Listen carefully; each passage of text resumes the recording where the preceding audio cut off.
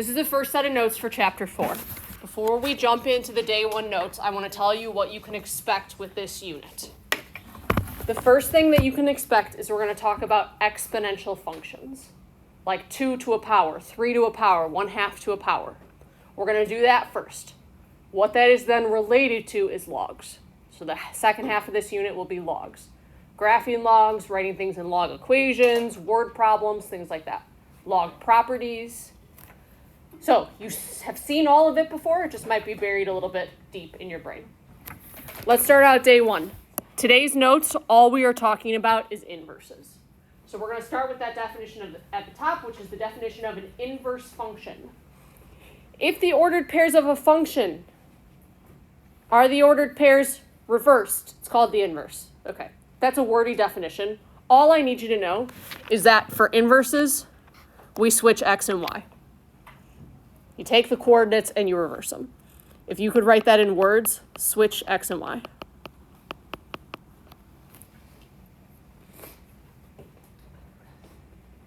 So if we take a function and we switch all the x and y's, when we do that, we get the inverse. Here's the notation that is really important for us to know. We've talked about before, f of x is a function. So f of x is our normal function, x comma y. If we take those x comma y points and we switch them to get yx, that's the inverse. This is the notation for inverse.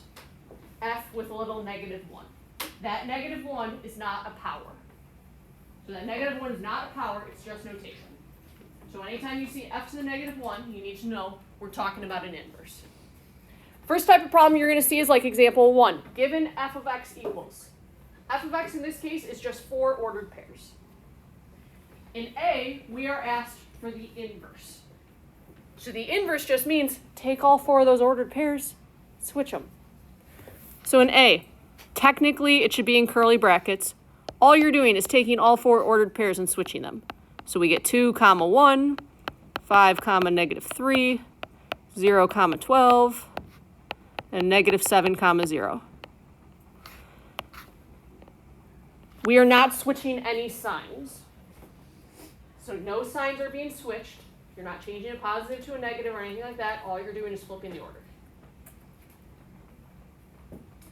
Okay, B is a little bit tougher. In this case, we are given an input value. We need an output value. So there's 2 things I need us to pay attention to. First of all, we're referring to the inverse, which means we are looking at these points, not the original ones. So we are looking at these points in A, not the original ones. Secondly, we are told that the input is 5. So we've looked at this notation before. This is saying for the inverse, if the input is 5, what's the output? Okay, second order pair. If the input is 5, the output is -3. So we get an answer of -3.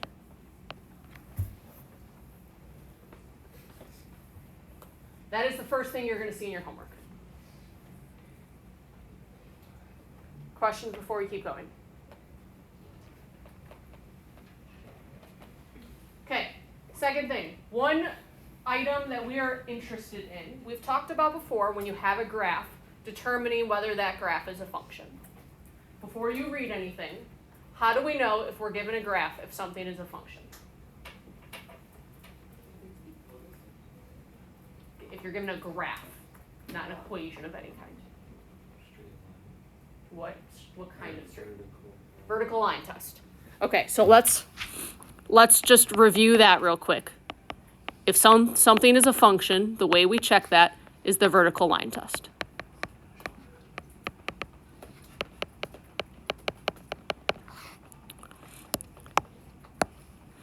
Okay, for example, in A, or 2A, without looking at anything else, is this a function?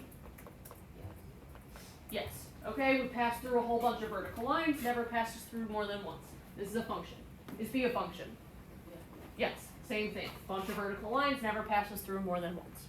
The question we're adding to that now is, if we were to find the inverse, would the inverse also be a function? Option 1 would be we graph the inverse. Now, that's not very efficient, so we're more interested in, is there a way to tell without actually doing a graph? So that's what is going to lead us to this box at the top. If a function is what we call one-to-one, then the inverse is a function. If a function is one-to-one, then the inverse is also a function.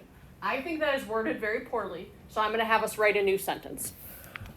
Here's what this means, so please write this. If a function is one-to-one, then the inverse is also a function.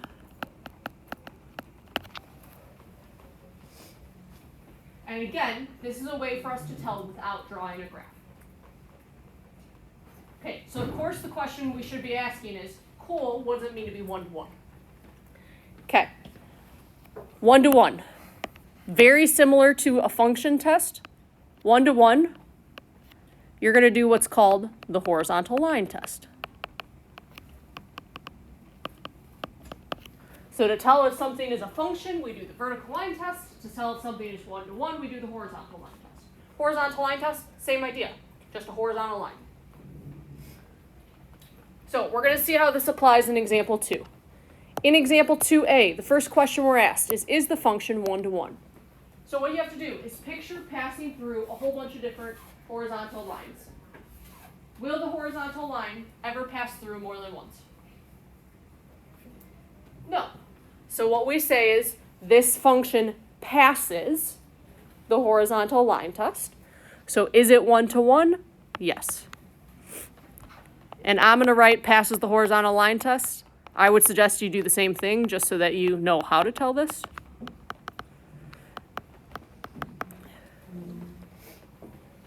Okay, here's what that tells us then. There is an inverse, and that inverse is a function. So is the inverse a function? Yes, it is. If something is one-to-one, the inverse is also going to be a function. Those two mean the same thing.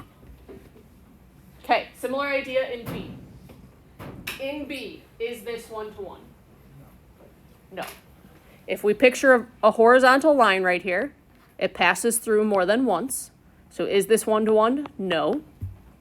And I'm going to write it fails the horizontal line test. Okay, so there is an inverse. Is that inverse a function? No. These are going to be the same answer. It's going to be yes, yes, no, no. Okay. I would like us to write this because I think that this idea is tough, so I want to make sure that we understand fully what we're saying.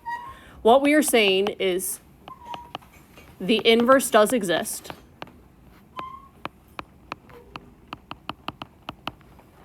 But it is not a function. So there is an inverse, but that inverse is not a function.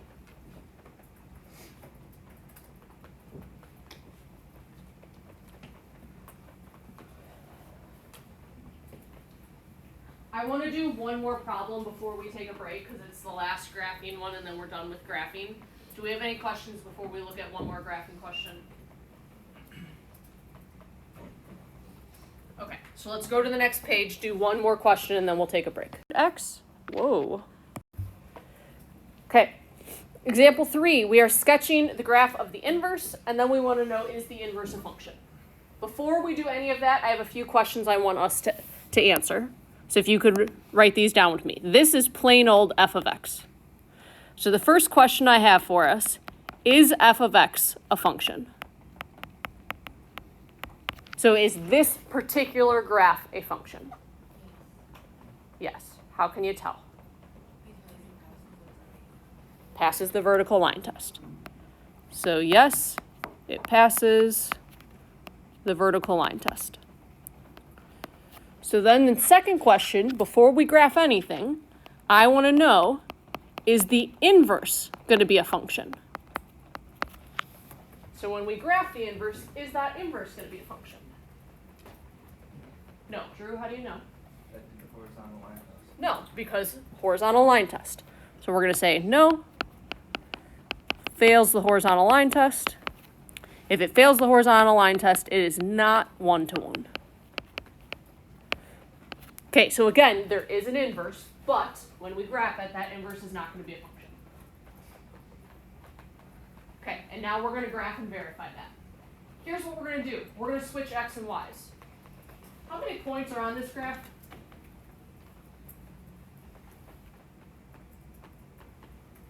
3. How many points are on the graph?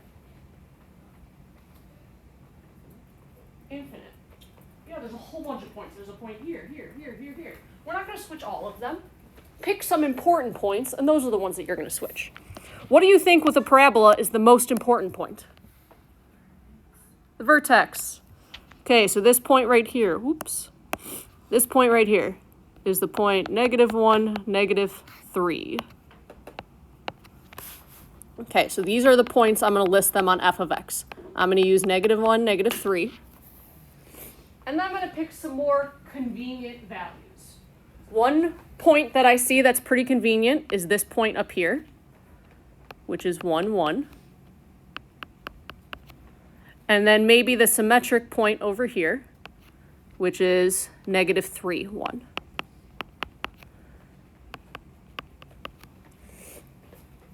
Okay, this should be pretty logical. When we graph the inverse, if this is a parabola, the inverse is also going to be a parabola. So here's what we're going to do. We're going to take all of those points, and we're going to flip them. Again, you're keeping the signs the same. All you're doing is reversing x and y.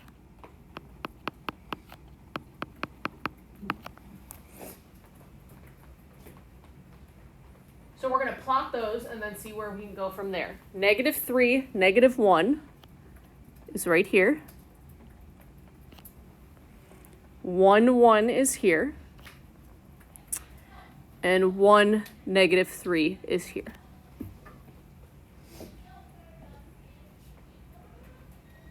This is going to be a parabola. We're not taking any guesses. If -1, -3 was our vertex, then -3, -1 is going to be our vertex. This one's our vertex over here. So what happens is it's still a parabola, but that parabola is going to open sideways. So in red, that is our inverse. If I just gave you the red graph, and I said, is that a function? What would you tell me? No. If I just plain old gave you the red graph. No, it doesn't pass the Because vertical line test. Doesn't pass the vertical line test. Yeah. So we already said, is our inverse going to be a function? No, we already knew that.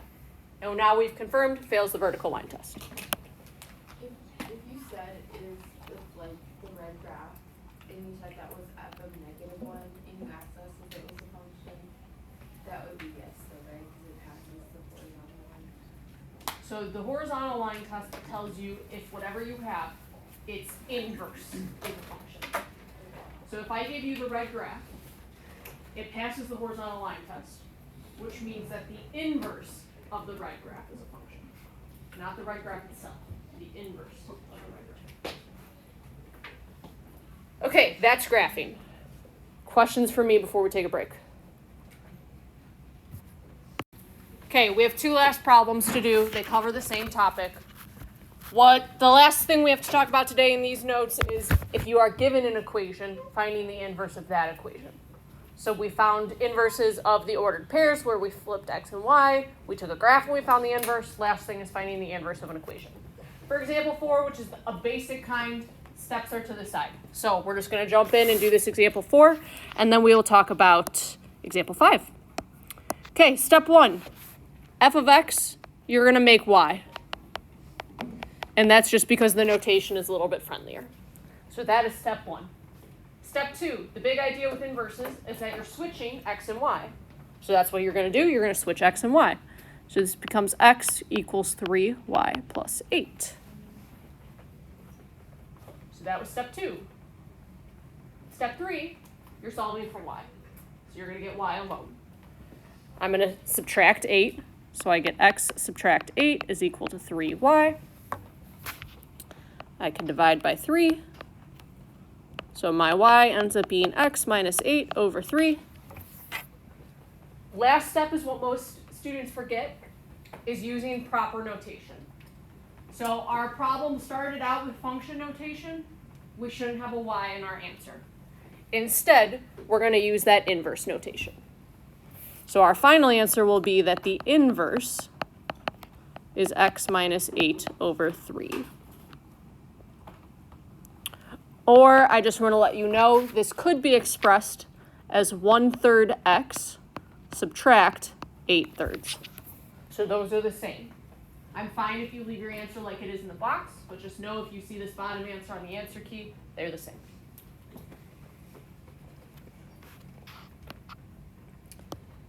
Okay, that is the basic example before we look at 5. Questions before we look at 5? Okay, I need like 100% attention on 5 right now because it's an important problem and it's written so poorly, but we need to be able to do it. Okay, determine the inverse of f of x. Then give the domain and range for f of x and the inverse. How many things are you being asked for?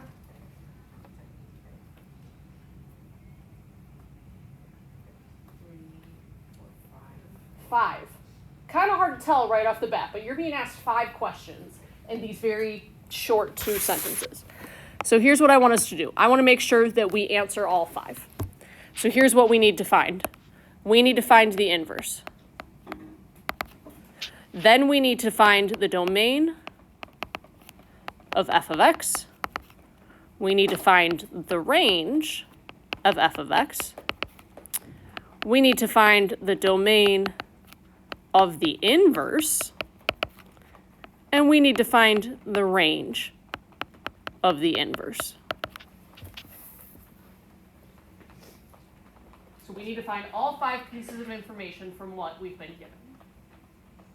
We are going to start by finding the inverse. We're going to use the exact same process that we did above. That f of x we're going to change to y. So we get y is equal to the quantity x subtract 4 squared. That was step 1. Step 2, if they're inverses, you're switching x and y. So this will give us x equals y minus 4 quantity squared. And then the biggest thing is we got to solve for y. If we have to solve for y, there's 2 things we have to do. We got to get rid of the squared and we got to get rid of the 4. What would you like to get rid of first? Square. Square. And how are we going to do that? Square root. And what do we have to remember? Plus or minus. Okay, so we're going to take the square root of both sides. And like you all told me, we're going to get plus or minus. So we get plus or minus root x is equal to y minus 4. So we got rid of the squared. Now we can get rid of the 4. We're just going to add it to both sides. So that can be written as 4 plus or minus, 4 plus or minus root x. Or this can be written as plus or minus root x plus 4. They're the same, it's just whatever you prefer.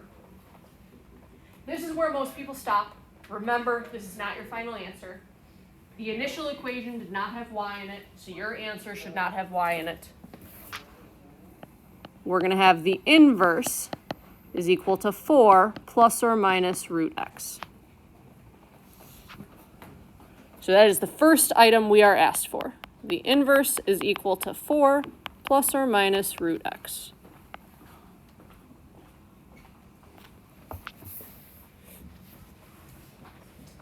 Okay, now we need domain and range of f of x. Domain and range of f of x. So we're going to forget about the inverse for a minute, and we're going to look at the initial equation. We've done domain and range before with a graph, and we've done it with a calculator. Theoretically, we should know what this graph looks like without using a calculator. Can anybody tell me what the general shape will be?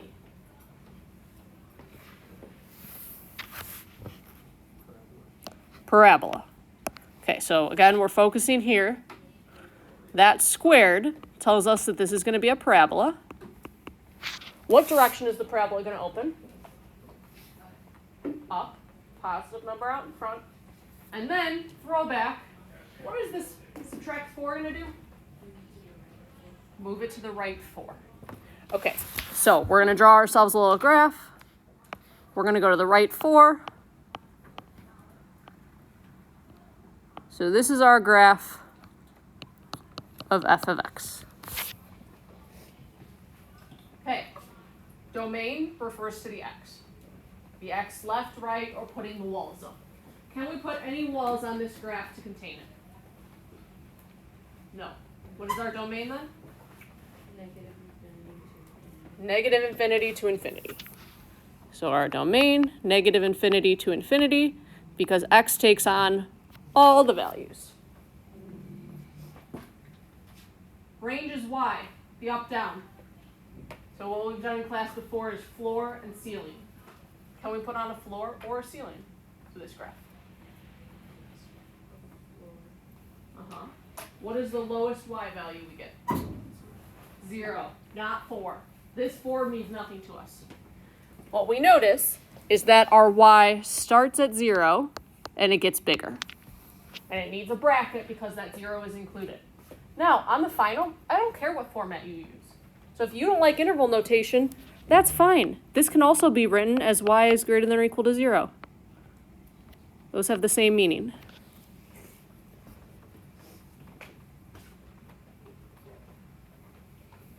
Okay.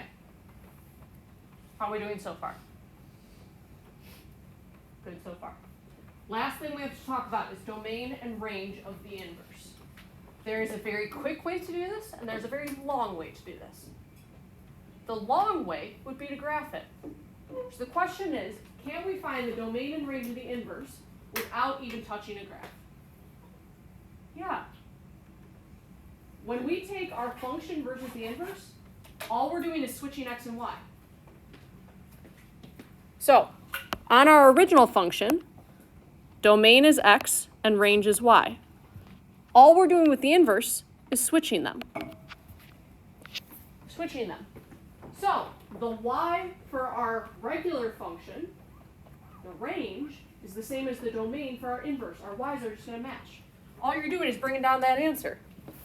So we get 0 to infinity.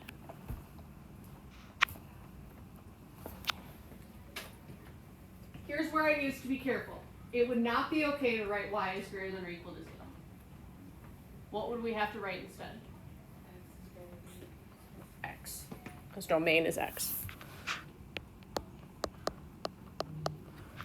Okay, so then the range, this one, the range of our inverse, is just the domain of our original function, which is going to be negative infinity to positive infinity. Bless you.